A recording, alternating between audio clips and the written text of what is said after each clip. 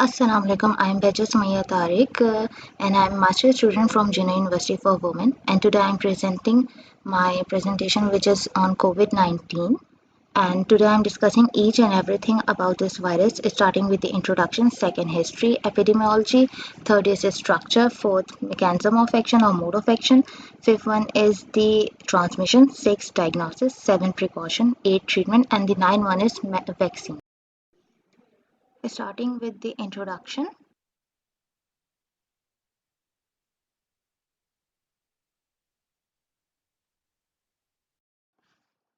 As we know it that it is an infectious disease caused by a newly discovered novel coronavirus. It shows 79.0% nucleotide identity with the sequence of SARS-CoV and 51.8% identity with the sequence of MERS-CoV. And it is sensitive to ultraviolet and heat. And 75% ethanol, chlorine containing disinfect, peracetic acid, and chloroform can effectively inactivate the virus activity. As we know it that most people affected with the COVID-19 virus will experience mild to moderate respiratory illness and recover without requiring special treatment. But if you see that older people and those with the underlying medical problem like cardiovascular disease, diabetes, chronic respiratory disease, and cancer are more likely to develop serious illness. And the COVID-19 virus is spread primarily through the droplets of saliva or discharge from the nose when an infected person cough or sneezes. So it's important that you also practice respiratory etiquettes. For example, by coughing into a flex elbow. At this time, there are no specific vaccine or treatment. It is a classification. It is a classification chart. As you see, this that it is a RNA virus, single-stranded positive sense, and it is envelope, helical structure, and belongs to a coronaridae family. Now we start the history and epidemiology. If we talk about the history, so as you see this in chart, September 2012, it is believed that six new type of coronavirus is referred to as novel coronavirus 2012, being discovered in the Qatar and Saudi Arabia. According to the WHO, coronavirus are a family of viruses that causes illness ranging from the common cold to more severe diseases such as severe acute respiratory syndrome, SARS, and Middle East respiratory syndrome, MERS. These viruses are originally transmitted from animal to people. SARS, for instance, was transmitted from the cat to humans, while MERS moved to humans from a type of camel. Several known coronaviruses are circulating in animals that have not yet infected humans, but the novel coronavirus identified by Chinese authorities on 7 January and is named SARS-CoV-2. It's a new strain that had been previously identified in humans. Little is known about it, although human-to-human transmission has been confirmed. Now, if we talk about its appearance, it's a crown-like appearance when we viewed by the electron microscope, and on the surface of the envelope are club-shaped projection that resemble solar corona. Then, if we talk about its name, the coronavirus come from the name coronavirus come from the Latin word corona, meaning crown or halo. Under an electron microscope, the virus looks like it is surrounded by a solar corona.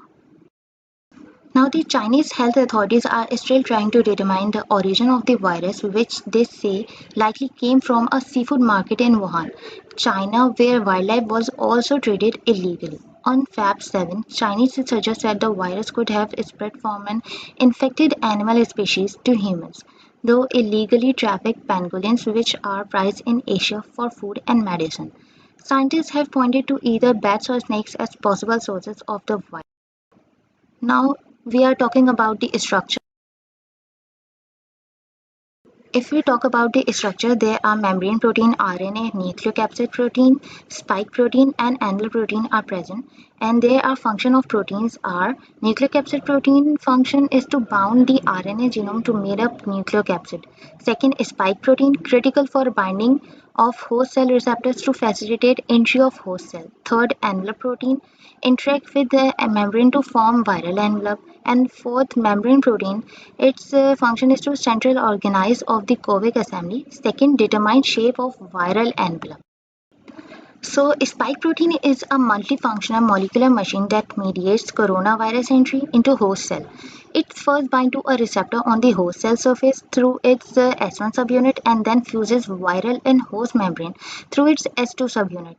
So, the two domains S1 from different coronaviruses recognize a variety of host receptor leading to viral attachment. The spike protein exists in two structurally distinct conformations, prefusion and postfusion. The transition from the prefusion and postfusion conformation of the spike protein must be triggered leading to the membrane. Now we start the mechanism of the action. Researchers have used cryogenic electron microscopy to show coronavirus enter human cell through and interact with angiogenesis converting enzyme to ACE2. Then, scientists exploring how coronaviruses like COVID-19 infect human cells have shown that the SARS-CoV-2 spike S glycoprotein bind to the cell membrane protein ACE to enter human cell. COVID-19 has been shown to bind ACE2 by the S protein on its surface. During infection, the S protein is cleaved into subunit S1 and S2. S1 containing the receptor binding domain RBD, which allows coronavirus to directly bind to the peptide domain, which is a PD of ACE2. So S2 then likely play the role in membrane fusion. Now we talk about the researcher map vital atomic scale protein on COVID-19 that researchers have now used cryogenic electron microscopy, as I told you before, to study the structure of ACE2 when it bound to one of the typical ligand. A previous study found that the COVID-19 S protein from trimer with two of the RBDs facing one direction down and the other facing the opposite way. They both are opposite direction. The researcher concluded that their research could contribute to structure-based designs of decay ligands or antibody able to specifically target the ACE2 or coronavirus spike proteins to prevent viral infection. Now we talk about the transmission. It's not yet known that how the human contract with the virus, but experts say that there has been no evidence of cases beyond the clusters into communities, and the clusters of cases has seen so far have been transmitted between family members, according to WHO. Human to human transmission occurred in at least some of these clusters. However, the exact mode of transmission is unknown. So there is a diagrammatical view of the transmission, and the transmission is divided into two division, direct and indirect method. As we know it that direct method, this disease can spread from person to person through small droplets from the nose or the mouth with infected person cough or sneeze. And indirect method, these small droplet lands on the surface, which means any person that touches the surface and then their eyes, nose or mouth can become infected. Now come to the diagnosis. So there is a diagnostic criteria of COVID-19 suspected cases. First, we study the epidemiological history. As we know it that it is first discovered in China city Wuhan. So travel residents in Wuhan and its surrounding area or other communities share COVID-19 has been found. And second, contact with patients with fever or respiratory symptoms and from Wuhan, its surrounding areas, or from communities where COVID-19 has been found. Second, we have to collect the clinical symptoms that the symptoms may be fever or respiratory symptoms. Second one is normal or decreased number of WBCs.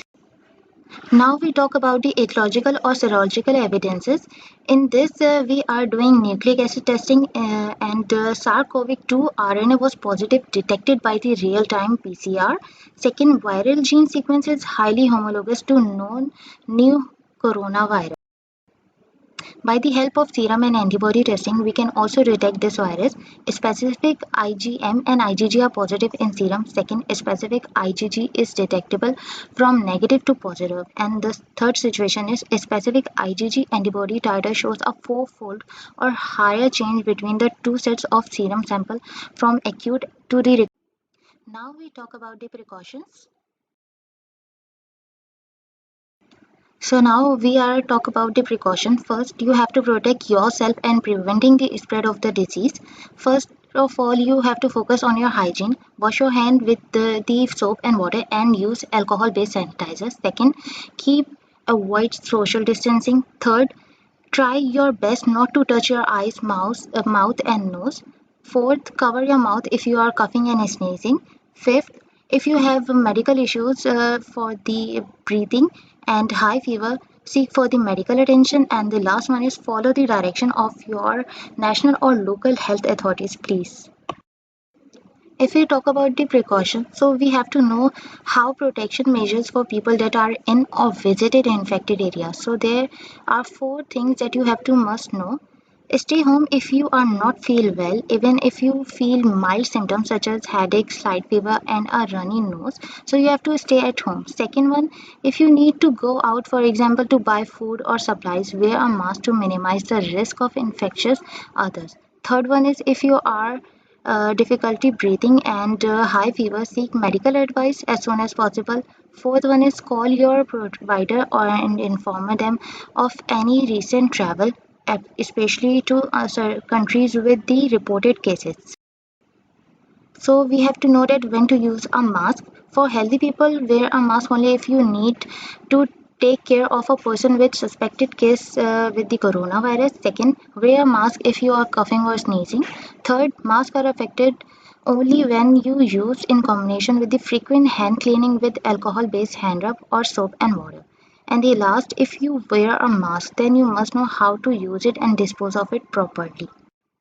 Now we talk about the treatment.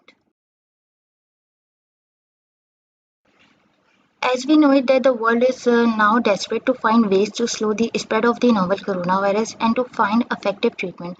As of April 6, more than 200 clinical trials of COVID-19 treatment or vaccines that are either ongoing or recruiting patients. New ones are being added every day as the case count in the US and globally skyrockets.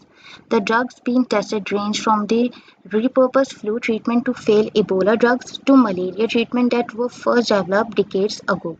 Here we take a look at several of the treatments that Dr. Hope will find the help fight to COVID-19. Now we talk about the vaccines. According to the FDA and Drug Administration, there are no specific therapies approved by the US. So, several agents are being used under clinical trials and compassionate use protocols based on in vitro activity against SARS-CoV-2 or related viruses and on limited clinical experiences. Efficacy has not been established for any drug therapy. If we talk about the vaccines, so antimicrobials with potential activity against SARS-CoV-2, we use chloroquine, leronlimab, favipiravir, leponivir, serilmebin, and the hydroxychloroquine are present. First, we talk about the chloroquine. Its main mechanism is to inhibit the viral enzyme or possess such a viral DNA and RNA polymerase.